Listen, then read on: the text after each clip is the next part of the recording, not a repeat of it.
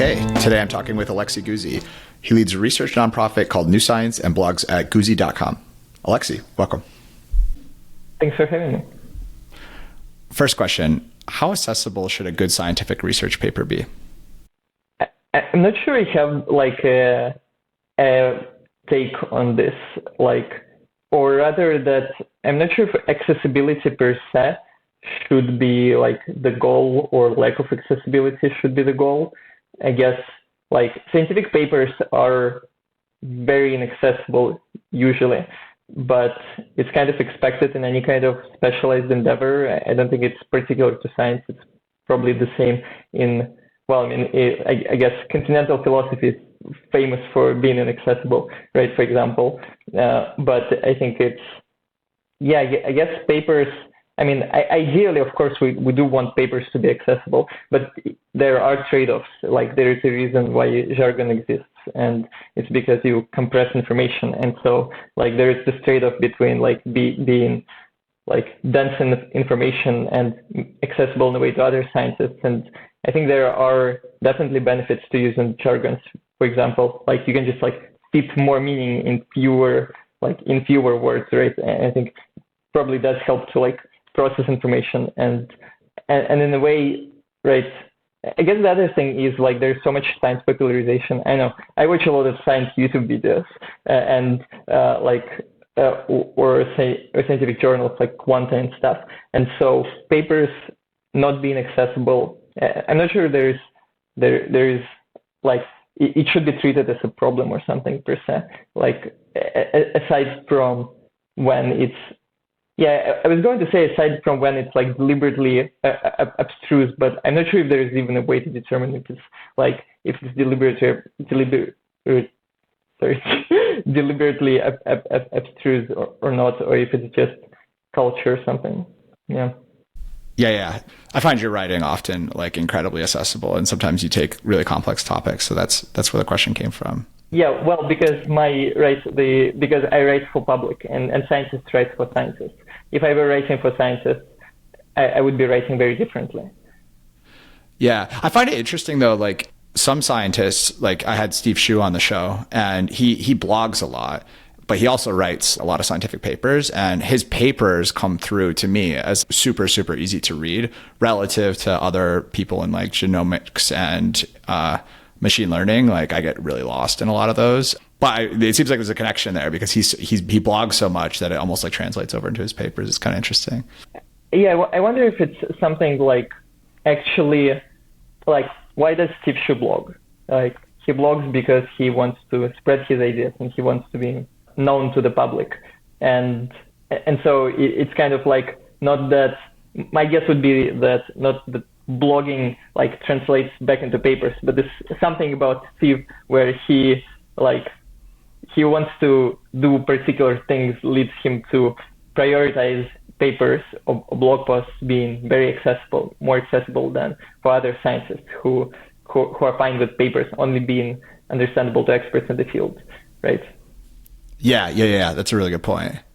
How do you cultivate such good intellectual taste? Your links and best of Twitter are like some of the best out there. I'm not sure I cultivate it.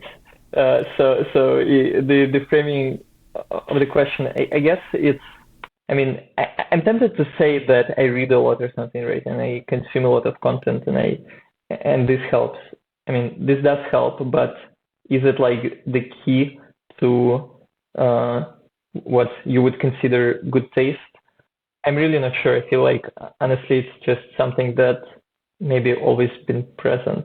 And I'm not sure I have much control either way. It's just like the thing I do, right, is just share things that I find interesting or read things that I find interesting. And why do I find these things interesting? I guess if I try to unravel this, like it's going to be something about learning. And it's difficult for me to focus on things that are boring, and things that are boring to me are usually things that I'm reading and I'm not learning much. And I think like this, like being tuned to a significantly higher degree than I guess is typical, is a significant part responsible for like having a wider surface area. But then also, I guess here's the thing, right, is that like if I read what I consider to be interesting and the things that I learn, then it's kind of natural that other people are going to also learn that. And in contrast, if you're not very interested in learning per se, then, well, you're going to be reading things that you don't learn, then you're going to share things where you don't really learn. And like people do find things interesting, like things that by consuming, they learn something interesting. So maybe learning, I guess curiosity is a big part of this.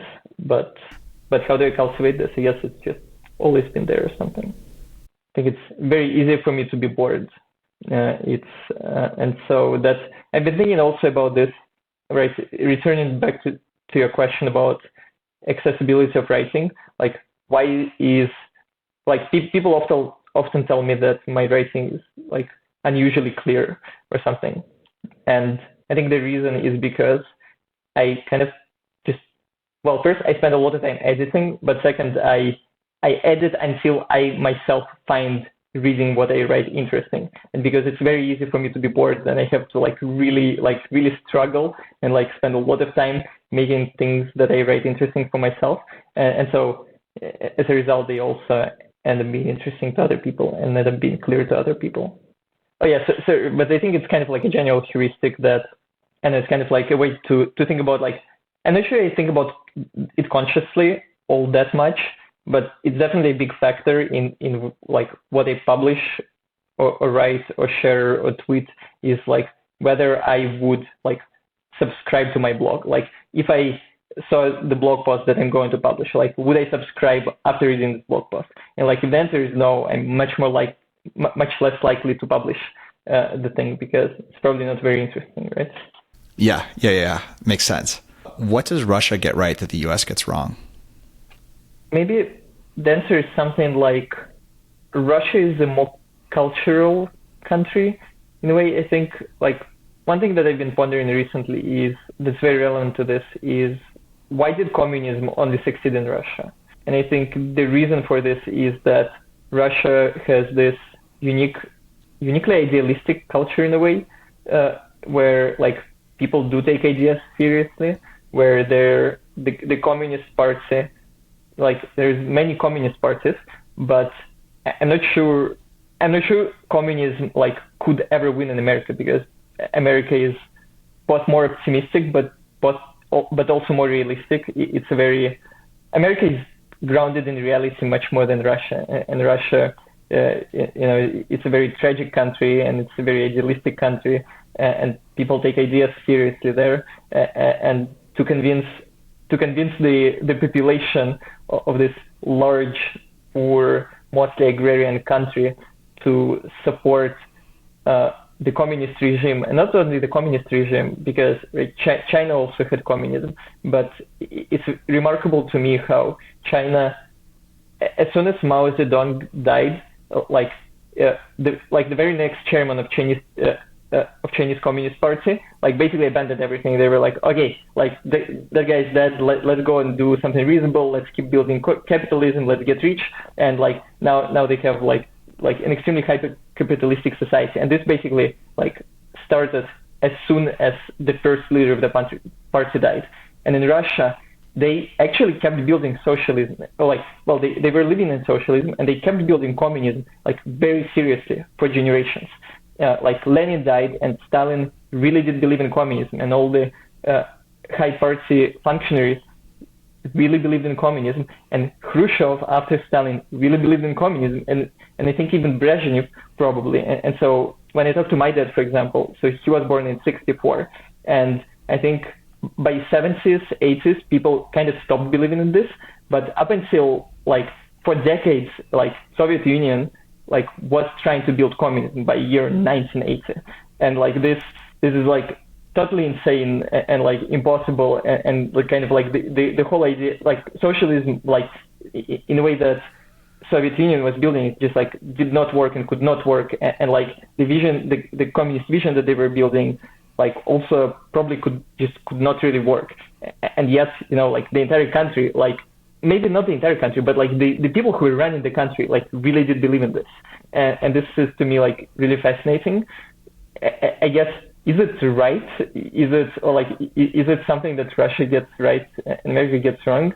I mean, Soviet Union was not something good that happened to the country. It was terrible in a myriad of ways. But I guess it's something that's really fascinating to me.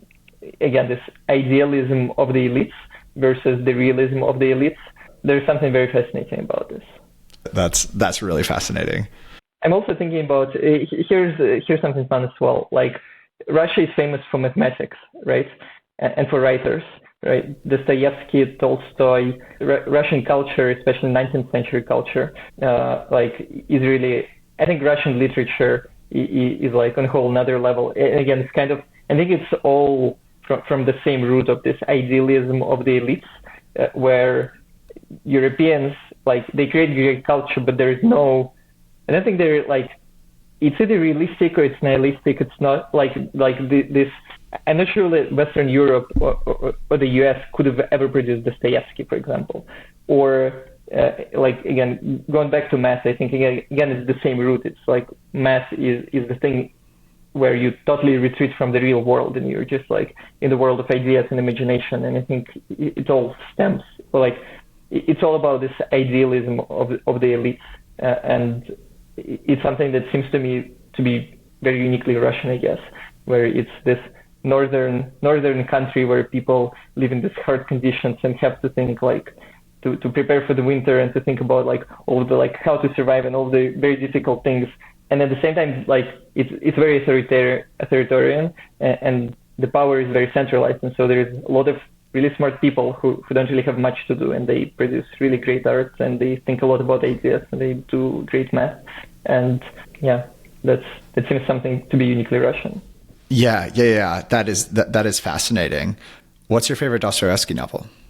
Brothers Karamazov. Brothers Karamazov. Okay. I just read Anna Karenina by Tolstoy a couple of weeks ago. I finished it, and I just started Demons, but I haven't read any other Dostoyevsky, so this is the first one. Yeah. Demons is also great. I'm personally less partial to Tolstoy than to Dostoevsky. I feel like Tolstoy doesn't accept reality as it is or something. He's kind of idealistic, but in a way that's almost not fully honest with himself or something. If you read Tolstoy's Confessions, for example, he wrote it, I think, 2 years after finishing Anna Karenina. And so he basically denounced all of his previous writings. And he was in Confessions, he wrote that, well, I wrote this War and Peace and I wrote Anna Karenina and now I'm the greatest writer in the world. I wrote the best novels and now I really don't know what to do with my life. And I realized that I was only writing all of this stuff in order for people to like me because I wanted to be a great writer or something, and it really doesn't matter in the end. And I feel he did have this realization, and it's true, but he did not magically change. He still kept being Tolstoy. He was 45, I think, when this happened to him. And so, yeah, I feel like he's. I don't know. He it's really painful, and it's terribly difficult to write something that's really really honest. And it seems that Dostoevsky succeeded at this. Maybe because he was literally almost executed when he was 25, right? And he was well, I have nothing else to lose. I might as well just be honest. And I feel like Tolstoy, even though he was at war, but he never quite reached the stage of where he was able to just stop worrying about other writers at St. Petersburg balls liking him. He just always kept looking for that. Yeah, no, that makes a ton of sense. That's a good analysis. Why do you think smart people are so easily seduced by utilitarianism? I don't think it's about smart people. I think it's a very particular kind of smart people. And again, it's kind of our entire discussion is about idealism. I think utilitarianism is this particular sort of idealism. And in fact, right, the kind that Dostoevsky was arguing very passionately against.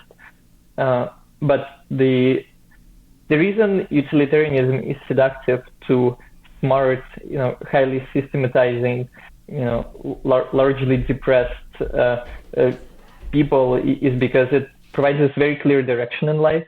And especially if you're an atheist then like there is no purpose in life, there is no meaning in life. Like universe is just what it is, and we're kind of like everything is kind of random. There is no meaning. And utilitarianism, like if you have this, I think, very mathematical mind and you want everything to be clean and simple and beautiful and abstract, and there to be systems and like with small number of moving parts, then utilitarianism, and you're kind of in this situation where you're lost in life and there is no meaning, everything is random, and you want things to be simple and beautiful and abstract, then of course you're going to go to utilitarianism, because there's one utility function. It's very mathematical, very beautiful. It's, expected pleasure minus suffering, and it doesn't matter that you can't calculate it. It doesn't matter that you don't know what the future holds. Like all of these things kind of fade away in the face of the beauty of the single function to optimize, and it's a very meaningful function, because also if you suffer a lot and you're depressed, then you're like, oh yeah, that's actually becoming happy and making other people happy as well is a great thing to pursue in life. And I think that this combination of like, there is also something very, very scientific about utilitarianism, right? Because math is science, and so it's kind of like such a perfect replacement for whatever it is that people lose when they become atheists, and that leads people to really cling to utilitarianism, I think. You called out that it's not smart people necessarily. It's a certain type of smart people. You also have a post talking about the difference between high IQ and genius. What do you think separates those two? Well, high IQ is about the raw processing power, basically. And it's easy to have very high raw processing power and at the same time to, like, I guess, have the same perspective as everyone else. And genius is much more about having a different perspective, and it's much more about synthesizing different perspectives and looking at things in a way that people did not look at previously. I think a lot about Michael Nielsen's analogy, where he distinguishes scientists who, I guess, work in existing fields and like create new fields. And I think indeed, in order to create a new field, you have to like ask questions that people did not ask before. And this is much less, I think, about raw processing power and being able to solve particular problems, and much more about like poking problems, so like figuring out problems that other people have not already thought about. And I guess this is what genius is about, much more so. Yeah. Okay, so you have one post that has puzzled me for a while, and I saw some people in the comments on Marginal Revolution puzzling over it a little bit too, which is your advice for Tyler Cowen. And you have one of them which says, recursive self-improvement requires a closed system. What does that mean?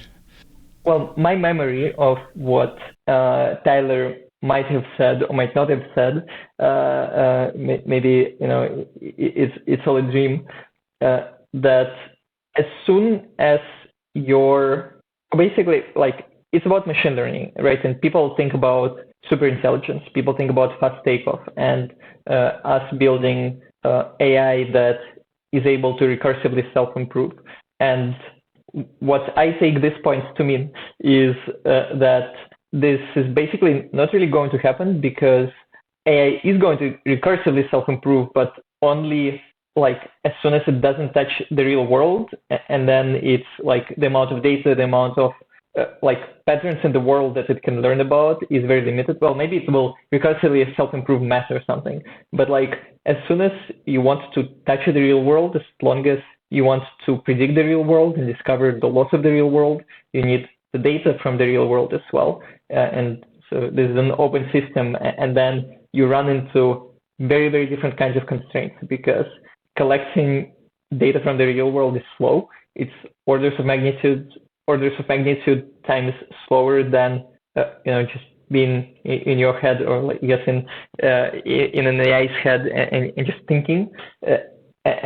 And this recursive self-improvement kind of basically like stops working in the way that people imagine it to work. It basically works the way like our civilization already works, and I guess humanity already works, where like humans are in a way recursively self-improving, and we've been living in this recursively self-improving regime for 10,000 years now, and I guess things are kind of working, and it's not just blowing up with triple exponentials. It's very nice, neat, slow, single exponentials.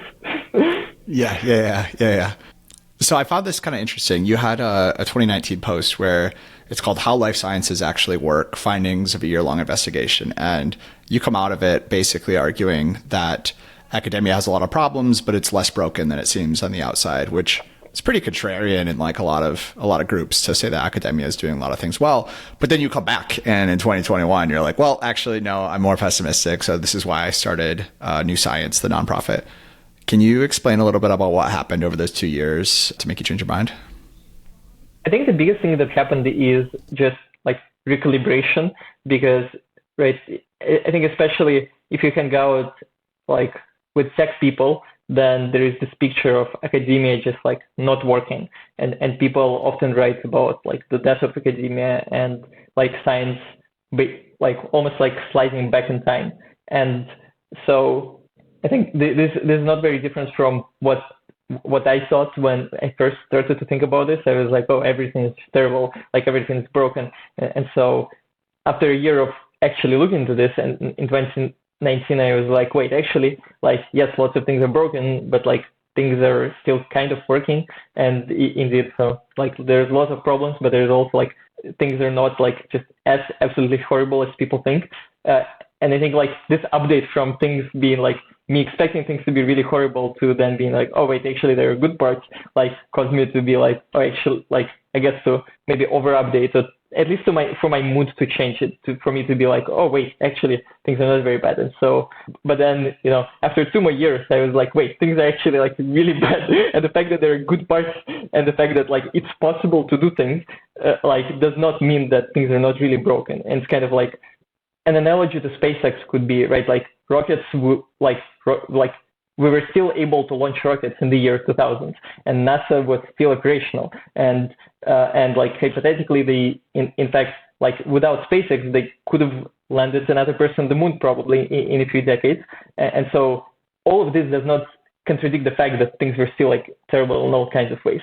But if you came in with the expectation that like we can't even get in a rocket out in space, then I think learning that we actually can would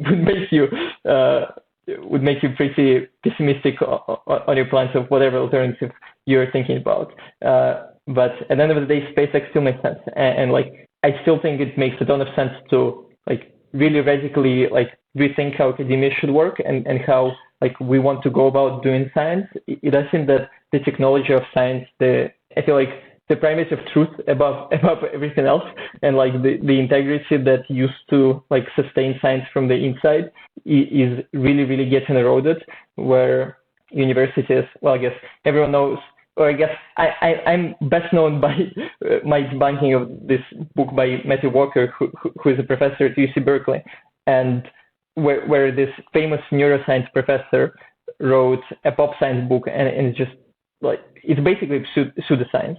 Like he just makes things up endlessly.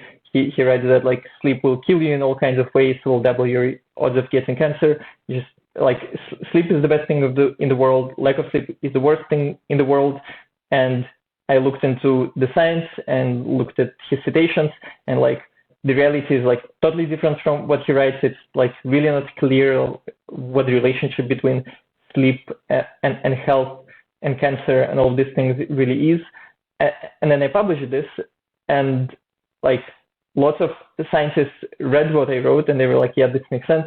And then it turns out that like at some point he manipulated data. He literally cut out part of the graph that like was going against his argument, and then like nothing happened to him. Like UC Berkeley actually apparently looked into this, and they decided that it's all totally fine, and like he's been a good scientist, and that basically making data up, lying shamelessly to the public, and then I looked at his papers, and this is really funny because I actually sent a data request for one of the papers he published in a journal where like authors have to send the data upon request, and then they never replied to me, and then I wrote to the editor, and then I think eventually if I remember correctly, they sent the data like 2 months later, but then simultaneously publishing a correction to the paper that was like, oh, by the way, we discovered a bunch of mistakes and they don't change any of our major conclusions.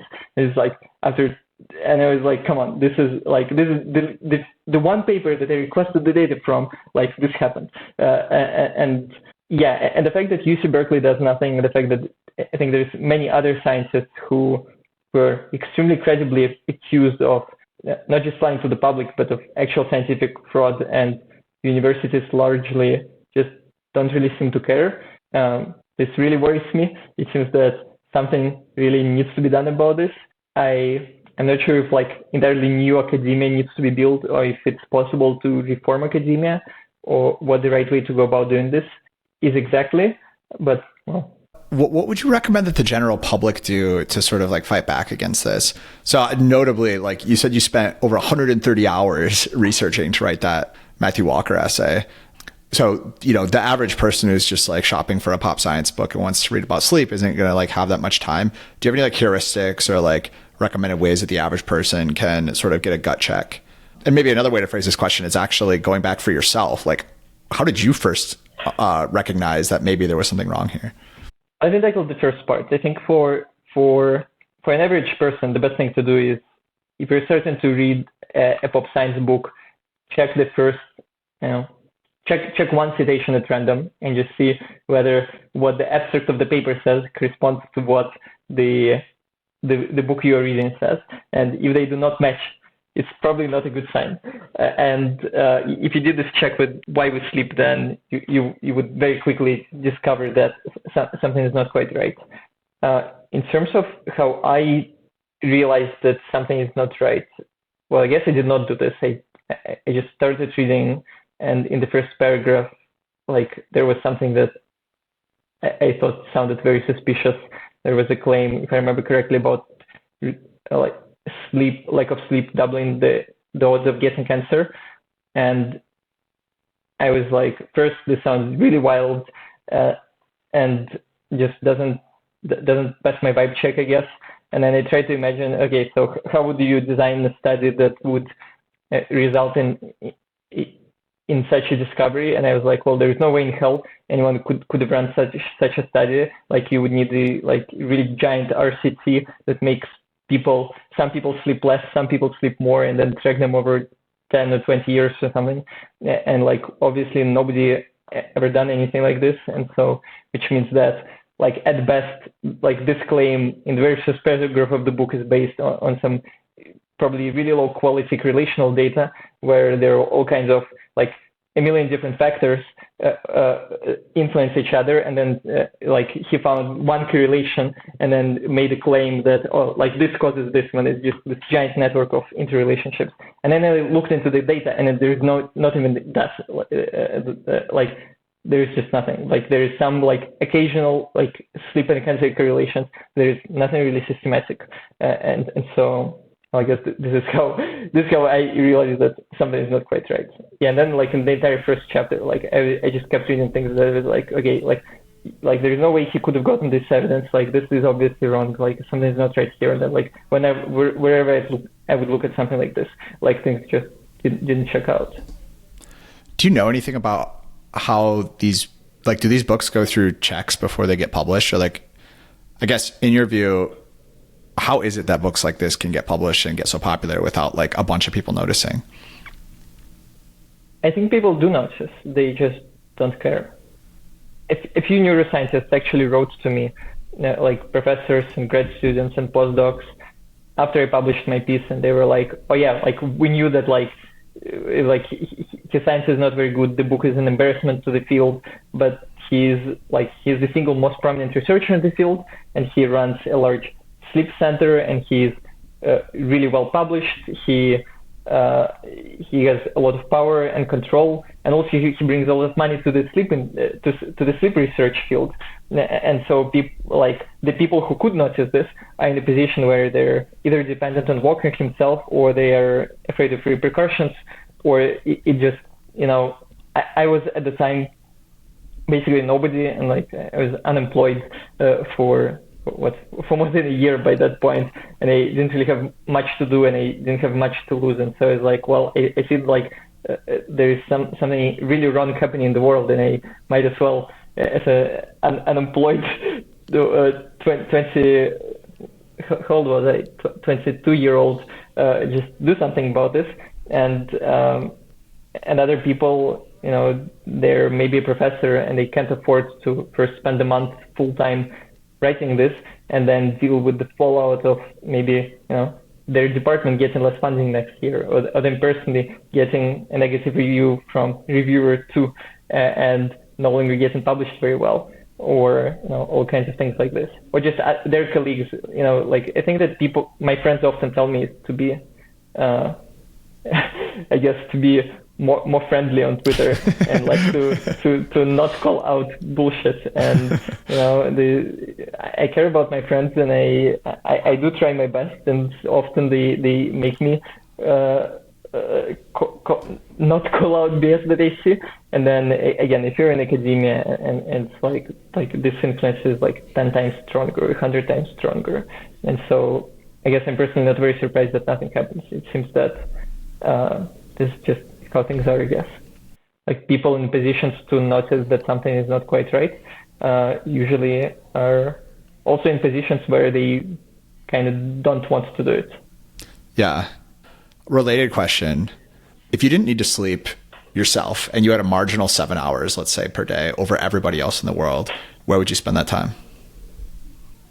I have no clue.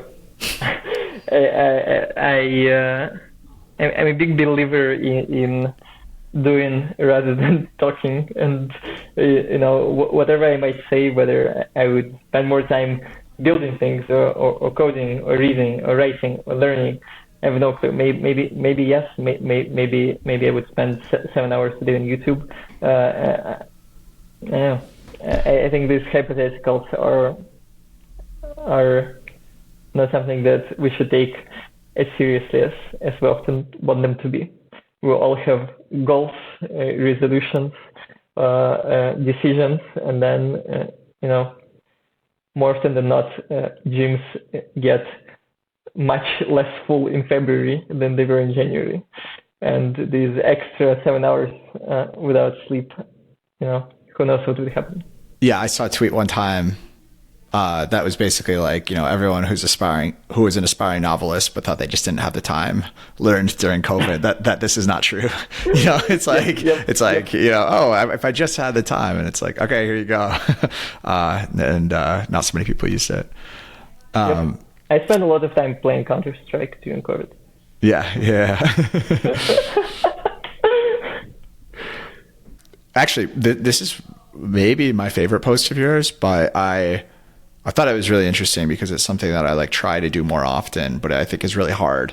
You go back and you evaluate some of your previously held beliefs. So you're pretty vocal publicly about, obviously, sleep not being as important as people say. Also on meditation, you were thought that it was not near as useful as people had claimed. And then you wrote a post later that came out and was like, well, actually, you weren't a full, sleep maxer, but you said sleeping is more important than I previously believed. And then sort of the same thing on meditation. I'm curious, how did you come about this? I feel like for me, if I hold a strong belief and I say it publicly, it can become very hard to change my mind. How did you go about reevaluating these? I guess I just don't care. I don't know if I or rather, I think the answer is probably the same here as why am I working on improving how science works? Why did I write this piece about why we sleep? Why do I write these quote tweets on Twitter where I see BS?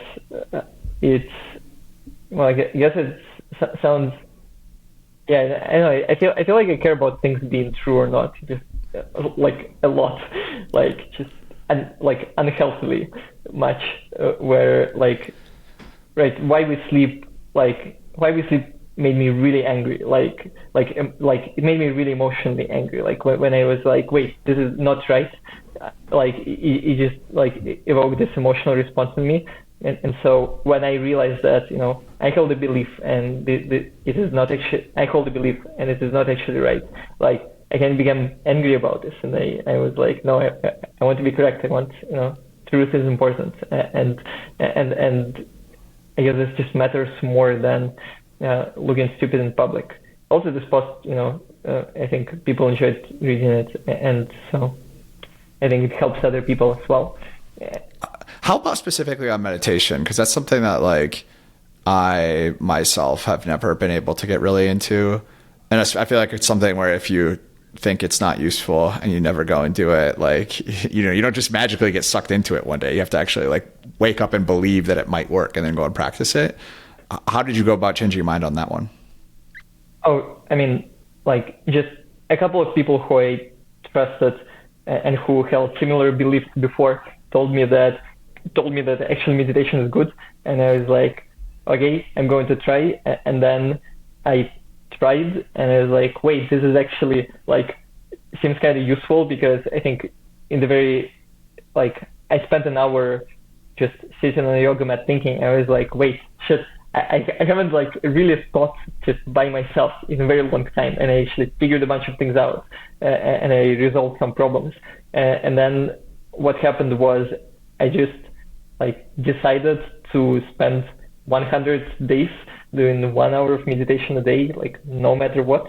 And well, if I just made this decision, I don't know how it would have gone, but I also told about this to this friend very quickly, and I was like, okay, like this is great, I'm going to do 100 days of this, and I put it on a post-it note on my mirror in the bathroom, and I was like, okay, here's 100 days, here's like when I started, here's where it ends, here's where it ends, and then that's how I got into this. And actually, funnily enough, as soon as 100 days ended, like I didn't really regain the ability to I stopped doing this 1 hour a day religiously, even though it was still very useful and still very helpful. But I think it was this beauty of and simplicity of this goal of 100 days, and this being my biggest personal goal, and me telling people that I would do this all contributed. And without this, I probably wouldn't be able to sustain it. Yeah, so enough people saying like, no, trust me, you got to try it. Enough people who I really trusted and who I saw what was important here was that I knew that these people believed the same things about meditation that I believed in the past, and I was like, okay, they were where I am right now in the past, and I think they're really smart and they changed their mind. There's probably a good chance that I'm just not seeing something that they're seeing, and I might as well try. Do you think that scientists or researchers benefit from a belief in God? What do you mean by benefit here? Do you think it makes them a better scientist or researcher? Yes. My impression is that atheism, it seems that there is this very deep need in people to believe in something beyond themselves, and if they lose it, it's difficult for them to stay true to themselves and stay true to the world and to retain this idealism, because everything becomes random, and science being the pursuit of truth and the laws of nature and reality. I think if you believe that ultimately everything is random and everything is without purpose, then I think you're not going to do science as well as you would if you saw if you thought that actually there is meaning and there is something beyond just the papers that we publish, just beyond these arbitrary rules or arbitrary phenomena that we discover, that there is something beyond that. Yeah, and I don't know if it's true, but my suspicion that there is just something about this, it's very difficult for people to live without the belief in something beyond themselves, and kind of really breaks them. And well, a lot of them end up with the utilitarianism, or the communism, or with all of these kinds of replacements. Yeah, well, or you just start making up data and try to get as famous as you can.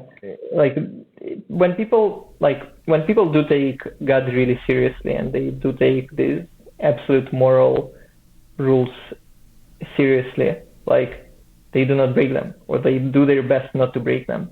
And when they don't have this highest authority, when everything is random and arbitrary, then yeah. So you wrote a post in 2019 called "Why You Should Start a Blog," and you're convincing people like, "Hey, I started a blog. Here's all the benefits that I got from it." Sort of like now, blogs are much more saturated. You have Substack. There's many, many more than there were in 2019. It seems like just the number of blogs on an absolute basis is like much, much greater. And so, perhaps the likelihood of being found or, getting read goes down a little bit. But my question to you is like, do you think that in the world of today, you would give that advice as strongly as you would have back in 2019? Yep. I'm not sure I know many great blogs, honestly. Like, yeah, there are many blogs, but there's always been many blogs. I mean, there used to be a live journal, and like everyone had a live journal, or people used to write on their Facebook walls a lot.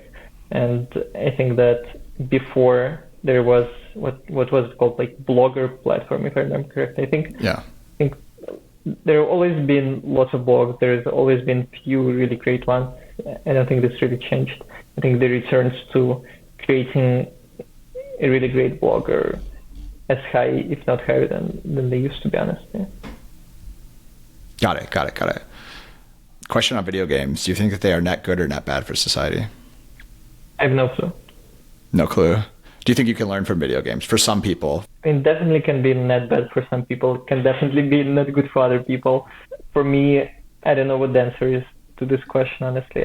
I spent many years, I guess you're alluding to the fact that I spent many years being really addicted to video games, being really depressed and suicidal.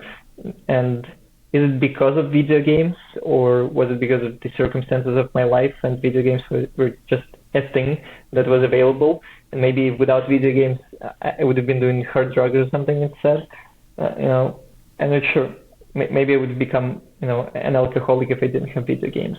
And so, thinking in counterfactuals, again, this is exactly why utilitarianism, I think, is much more difficult than people think. It's very easy for me to just say that, oh no, definitely video games are bad. Everyone wastes so much time. I spent years addicted to them.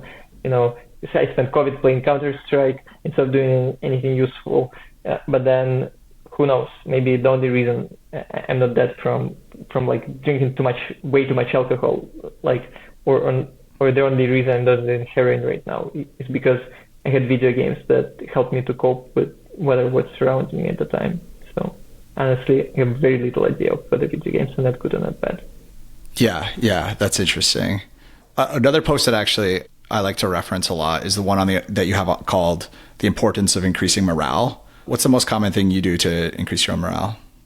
You give a list on the blog of 100 things basically that you could do, but I'm curious if there's any one when you wake up every day that you go to. Going outside. Going outside.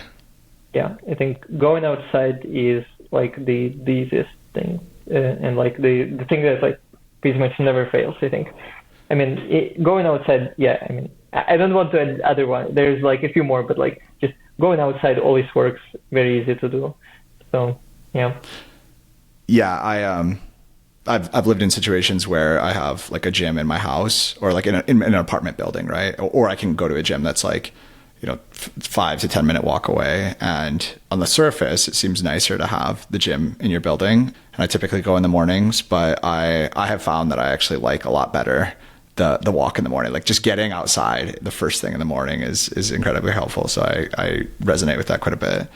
I think people really underappreciate this one, actually, that the impact of DoorDash or any kind of delivery or any kind of remote work or internet itself, or even us doing this interview. This interview would have been even more fun if it was in person. We're not doing it in person because we can't do it over video. And I'm not going outside. You're not going outside. We're both more depressed than we could have been otherwise.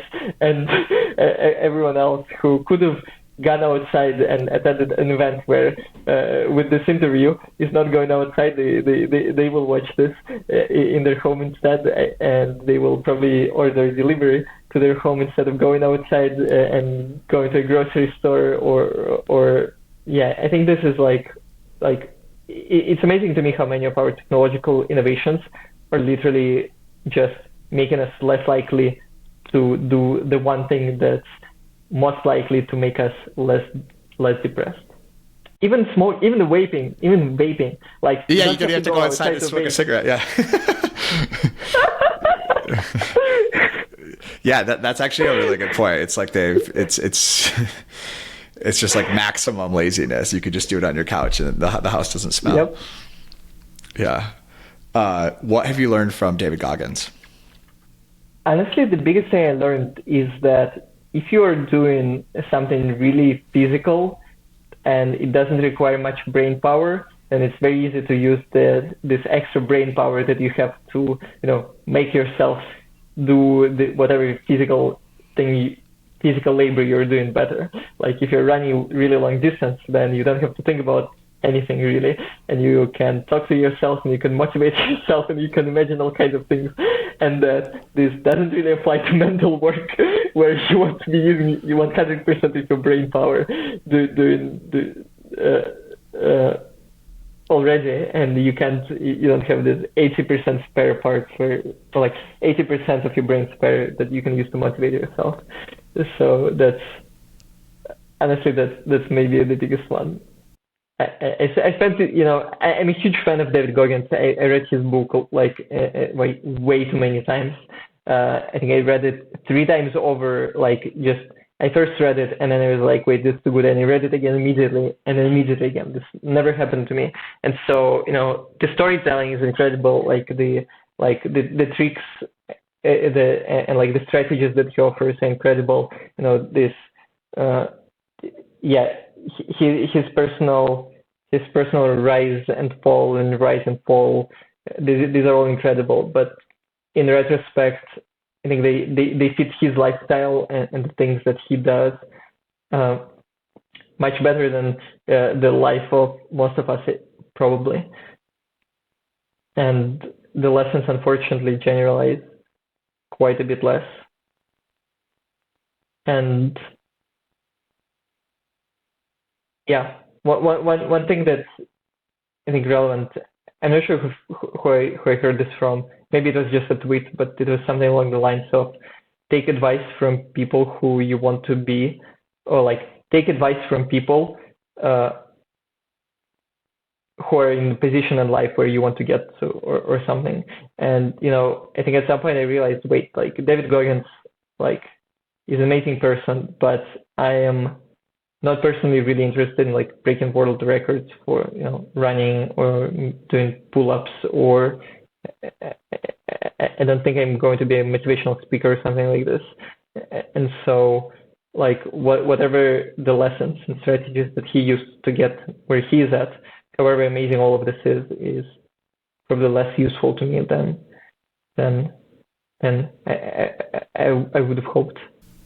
Yeah, I guess if you're just really struggling over VS Code, the stop being a bitch is not as good of advice as it is if you're running an ultra marathon, a little more useful. Yeah. Or singing a song, right? That's it's such an amazing strategy where I think right, they were carrying the boats and everyone was almost dying from tiredness and lack of sleep and just total muscle soreness.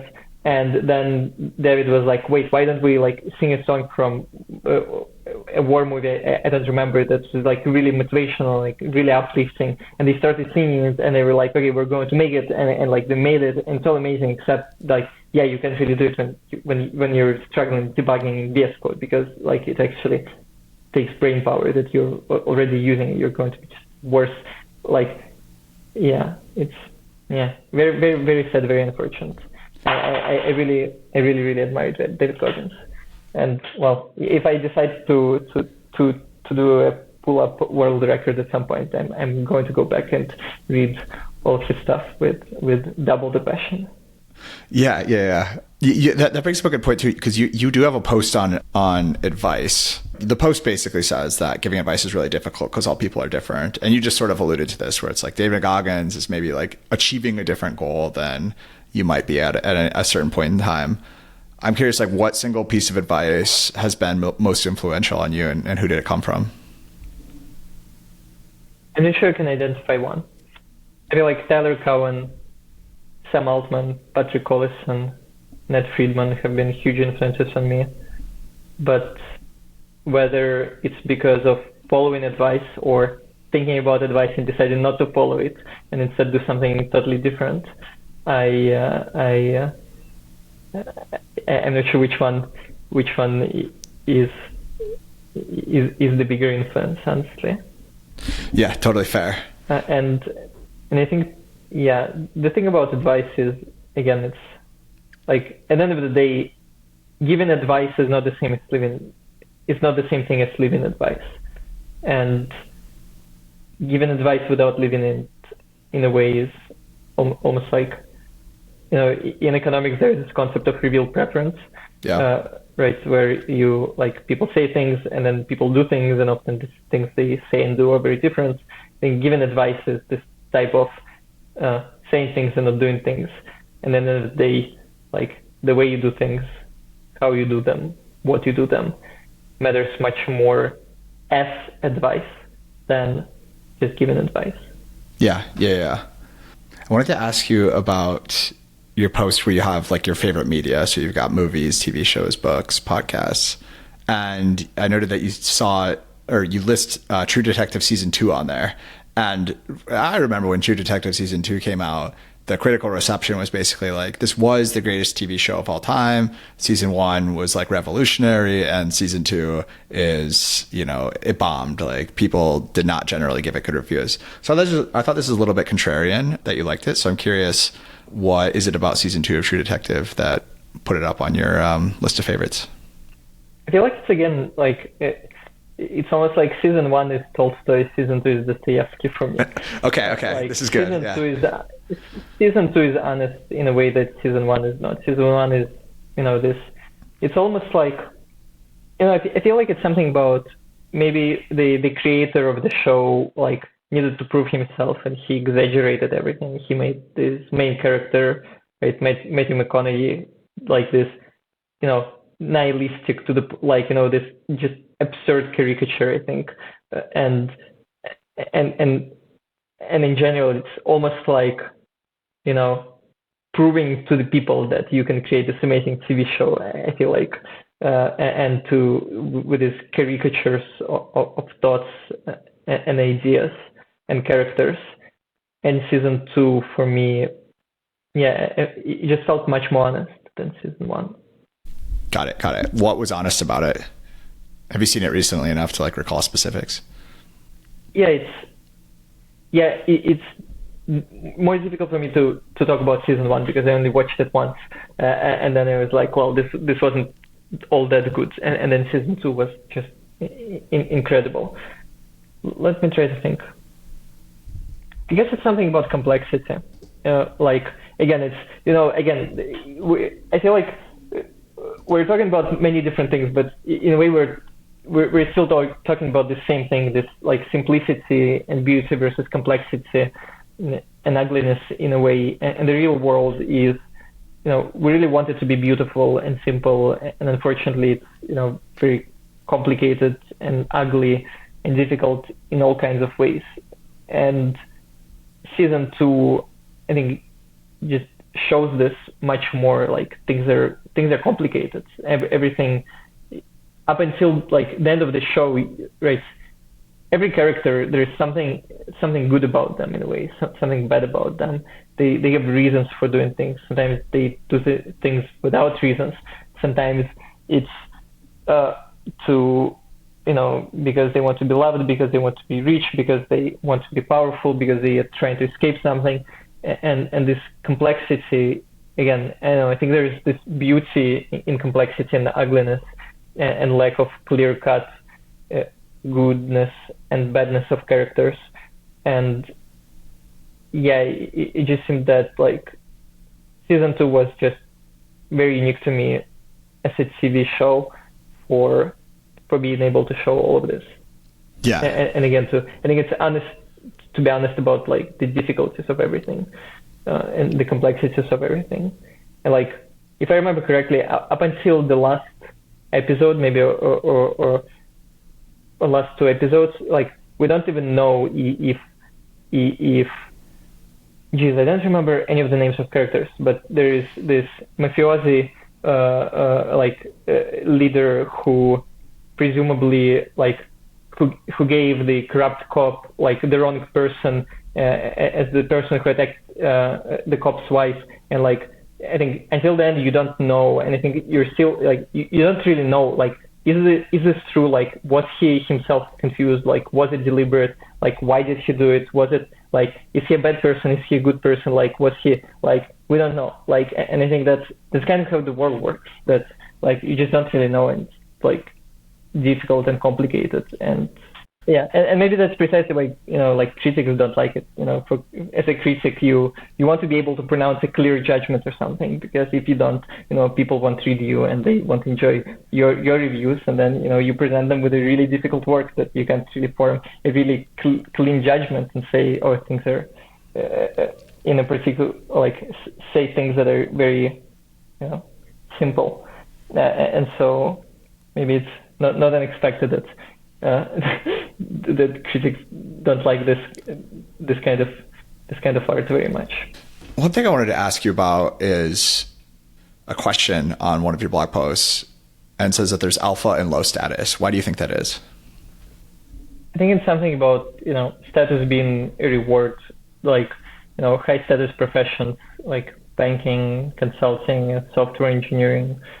Well, I guess in some circles it's high status, in other circles it's low status, but it's high status in a way is a reward for not deviating from the path and doing what is expected, and just continuing to do whatever you were doing, and starting to make a lot of money and starting to be respected, rising up the ranks, and as you rise up the ranks you gain status. And I think what usually happens if you do this too religiously is, you just keep doing the same thing. And the things that we start doing when we're 18 or 20, I didn't have any clue what I was doing when I was 18 or 20, or honestly, I don't know if I have any clue what I'm doing today still, but I definitely have more clue than I had when I was 18. And so if you keep rising in status, continuously as you progress through life, I think there is a very good chance that you're basically rising up in status in the wrong direction in a way. And it's very difficult to stop doing this. It's very difficult to just be unemployed and think about life for a year. It's very depressing, and it's terrifying in a way, and I think very few people do this, but it's kind of a way to figure out the right direction, I think, to go in, and it's a very low status thing to do. All of your friends will probably think that you're a loser now, you're unemployed, you spent 3 months playing video games and not doing anything, and you're really depressed, and then you're running out of your savings, and then it's now difficult to get a job because you have a year gap in your resume, and it's just really, really difficult to do.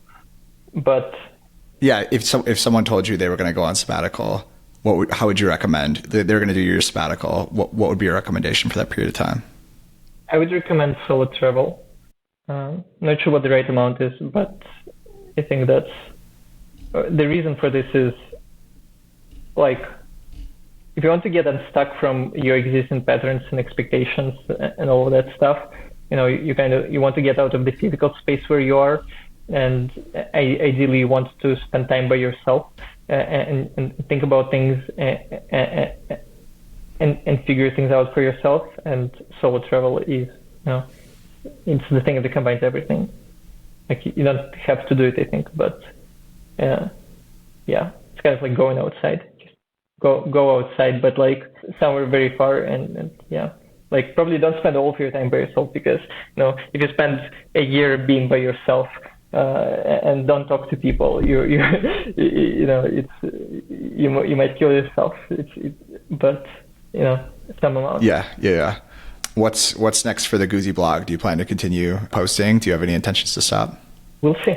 Let's make this mystery. Okay.